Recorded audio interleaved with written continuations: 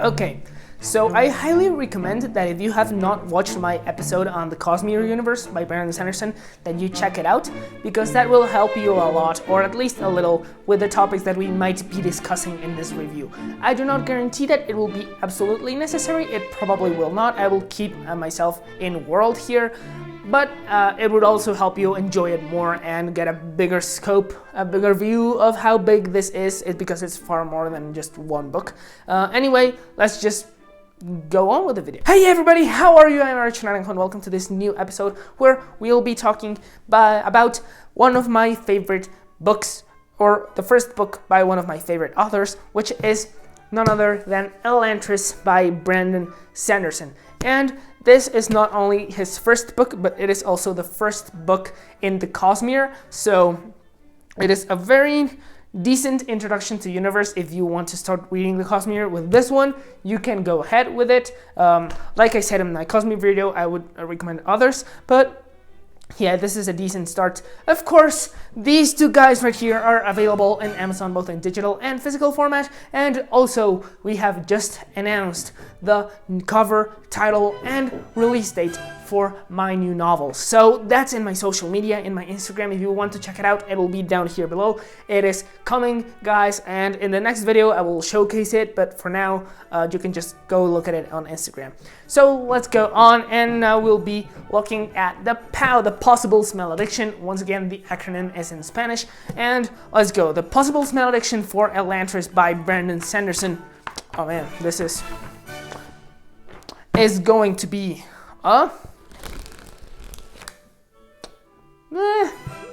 it's not that good actually. I'm gonna give it a 4.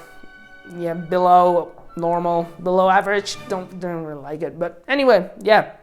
So, small summary of our author's life. You can check out his biography on the Arithmetist video that I published in season 1. So yeah, Sanderson, he was a great fan of fantasy throughout his whole life, and he really wanted to become a writer. He entered engineering in college and eventually changed his mind and went to English, and during this time he also began writing a lot. In fact, he wrote so much that he ended up finishing 13 novels before he finally got published with his 6th novel, which is this one, Elantris, and after that he began publishing a lot more.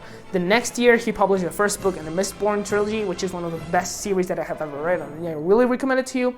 And the success of the series eventually led him to finish writing The Wheel of Time by Robert Jordan, who had passed away in 2005, I believe. So the same year he published his first book, the author of The Wheel of Time passed away, and the fame that he began to gather made Robert Jordan's wife, Harriet, hear about him, and she asked Brandon to finish the book series that he had read for a long time now. So Brandon finished writing The Wheel of Time, and this led him to become one of the this helped him a lot in growing, and right now he is one of the biggest authors of the genre.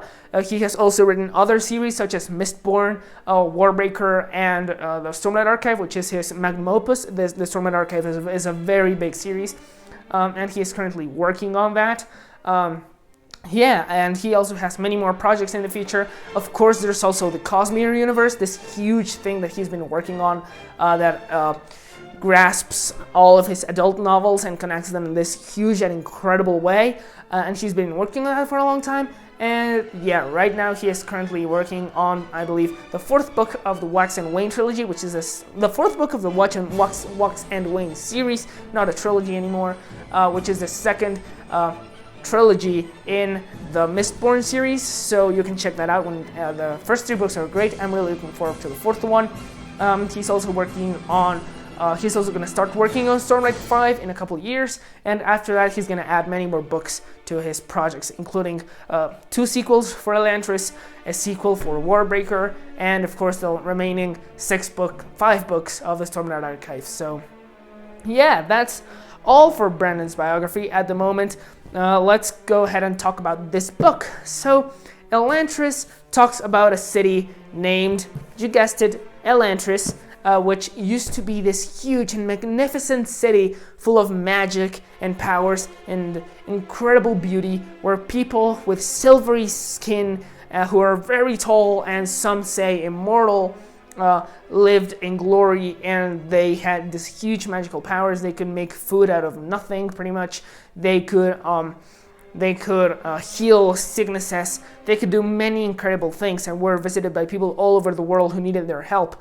And pretty much anyone could become an Elantrian. To become an Elantrian, you just had to be lucky, just that. People all the way from nobles to warriors to serfs to pretty much anything. From one night to the next, they could become, they could just wake up and find themselves with silver skin and this huge power within them. And it was beautiful and extremely, and it was extremely magical. However, 10 years ago, before the novel begins, something changed, and all the beauty and power and wonderfulness of Elantris was turned on its head, and Elantris essentially became a living hell. Elantrians were destroyed. Their blessing became a curse, and it just became horrible. The heaven that they had lived in for so long just became hell from one night to the next, and nobody knows why. So the novel follows three main characters. Rauden, who is the prince of the country Arelon. He one day wakes up and finds himself as an Elantrian, so he is sent to Elantris and has to find a way to survive there. There's also Serene, who is the princess of the neighboring country of P.A.O, which is an ally of Arelon against the huge empire of Jordan, which is this the antagonist country in the book.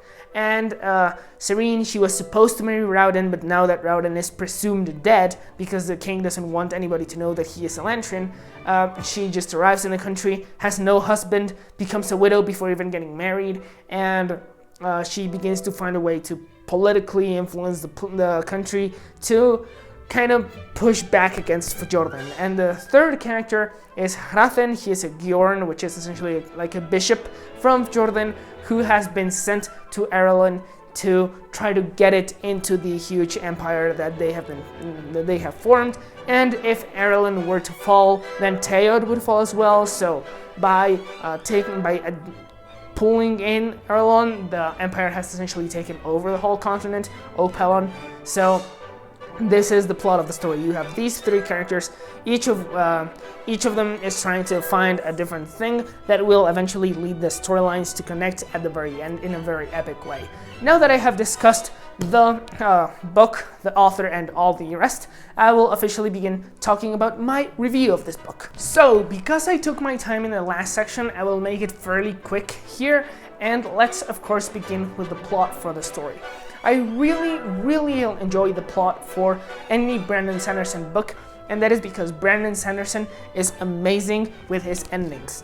And Brandon is one of those authors that really likes to plan everything out before he begins to write. So as he begins to write, he already knows what's going to happen in the end, so by knowing that, he can begin to foreshadow towards the beginning, and that is something that he has done very well from this book onward. There are many things that come into play at the very climax or nearing the climax that he has foreshadowed from the very beginning, and reading those things, when you finally understand why they are there, it feels so satisfying. It is a very satisfying experience. I really like how he does it, and this is kind of a preparation to things that he will do far later, such as, for example, in the Mistborn trilogy or in the Stormlight Archive, which there are still things happening in that one because it isn't finished, and I'm so excited to see what happens next. But it is very cool to see how Brandon is slowly building up and learning to foreshadow in a way that makes it far more interesting. And I really like not only that, but also that you have three main storylines in this story, and they are very limited in the sense that you have one chapter for Rauden, one for Serene, one for Hrathen, and it repeats in a loop. So you have always 1, 2, 3, 1, 2, 3, 1, 2, 3, and never in a more disorganized way. So having it in that way, very limited, to have it always in the same order, also makes it challenging because the author, in this case Brandon, needs to make sure that an event that happens in this chapter influences what happens next, and it doesn't influence what happens before that. So if Hrathen is going to do something that affects what happens to Serene in this chapter, then what Hrathen does needs to appear in the previous chapter, not in the next one, which is often very complicated. It doesn't sound that complicated, but it can get a lot, and trust me, I have tried. It's very hard, and I really like how Brandon executes it in this book. It is very well done. I really enjoyed it, and having all three storylines collide at the very end, it is magnificent. He really likes to do incredible climaxes, and they are great in every novel that I have read. Every single climax of his is just beautiful.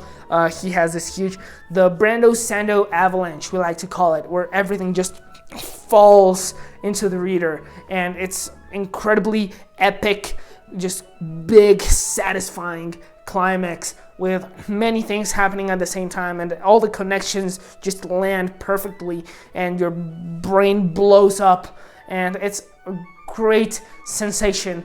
He does it very, very well. And yeah, that's one of the great things about this book. It's not as good as with other stories that he has published later on. However, this, you can really see how he is starting to build up for his bigger, more ambitious stories, such as the Stormlight Archive. And now into characters, I really like how Rauden, Serene, and Hrathen are built. Each of those three, they are very well designed, and though especially Serene doesn't quite have an arc in this story, she always, so Serene has her values, and she has a way of perceiving the world, and throughout the story, it is especially that which leads her to achieve all that she does achieve. However, Rauden, who was a prince and was thus accustomed to all this glory and having everything he needs, suddenly becoming an Elantrian, he has to face this huge decision and find a way to deal with it, because now he is at the lowest of the lows and he comes from the highest of the highs. So he needs to cope with it, needs to move forward, and he transforms in doing that. He transforms into another person, into a new person. You also have Hrathen, who throughout the story he begins to discover how the values that his religion preaches are not necessarily what the institution that leads that religion is asking him to do. So he begins to question what is the right thing to do in that moment, if to obey the institution or to follow his values, and the transformation that comes from that. It is very well done. I really like it a lot, how he transforms as a character in those chapters and across the whole book. All of those characters are very well taken care of. However, Brandon doesn't forget to create arcs for minor characters as well. You have the whole political circle that surrounds first Rauden and then Serene. All of those characters are also very well done, especially, for example, Eondel. I really like him and the other members of the council. You also have Rauden's father, the king, and of course you have Dilaf, who is Hrathen's servant. You have all of those different characters who are very well done, and I really enjoy how they are created, even though they are secondary characters. And you even have tertiary characters who have very incredible arcs.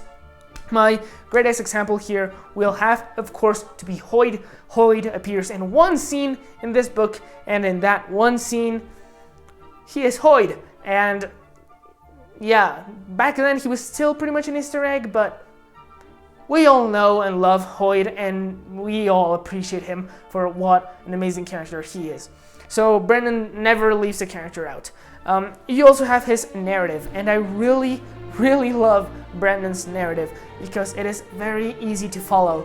Even though the book is complex, he puts that complexity into other aspects of the story and does not show off with all this big and fancy vocabulary. He just makes it very simple, like a river, lets it flow, and that makes it very easy and very entertaining to read. So you can end up reading a book like the Stormlight Archive with like Oathbringer, which is 1,300 pages, and you can read it in 1 week, 2 weeks, because it is so easy to follow. Well, Oathbringer isn't the biggest example because that's one of the slow ones from Stormlight, but for example, Words of Radiance, which is a little shorter, that one you can also read very quickly. I read that one in a week and a half, while books that aren't as long, so for example, Winter's Heart by Robert Jordan, with that one I took about 3 weeks a month because of his narrative. So Brendan's narrative is very easy to follow. I really like it. It's very, very easy, and yeah, that's one of the things that I like about him the most. You also have the world building, something that I really want to focus on, and essentially with Brandon, you always have a great world building guaranteed. And because Elantris belongs to the Cosmere, that is even more obvious. So the book will have cool world building, and not that much comes into play here. And if I had to compare, I would say that the Elantris world building stands in a level of Elgasia in Aragon, or in the Wizarding World from Harry Potter. But it is still a very well designed world compared to others. And of course, Stormlight, Roshar is all the way here, Scadrial also here with Nalthis. Those worlds are up here. They're not as big as Middle Earth or the Wheel of Time world, but those worlds are very cool. Elantris isn't as high, at least what we've seen so far, but if you get into the webpage, the Coppermind, and you start to investigate, you see that Brandon has really developed many things about this world that we might end up seeing in future books. Remember that this is only book 1 of a planned trilogy, which we might get one day. It's been 15 years after all, but yeah, the world building is also very cool, really like it, and essentially this book, it is a very good introduction to Brandon Sanderson's books. So Elantris by Brandon Sanderson, I will give it an 84 out of 100. It is a very cool book, 4 stars, not his best, but it is a very good introduction to his literature, his books, and the Cosmere. I would recommend others, but for that you can go ahead and check my Cosmere video. Anyway, thank you so much for watching. I hope that you have enjoyed this video. If you have, please leave a like, subscribe, leave a comment, and I would greatly appreciate it. Don't forget that today, I announced the cover, the title, and the date and the release date for my new novel in the War of Tears saga. So please check it out. In the next video, I will of course announce it and show it off and all that. But yeah, please, thank you so much for all your help, and I will see you later. Well, goodbye.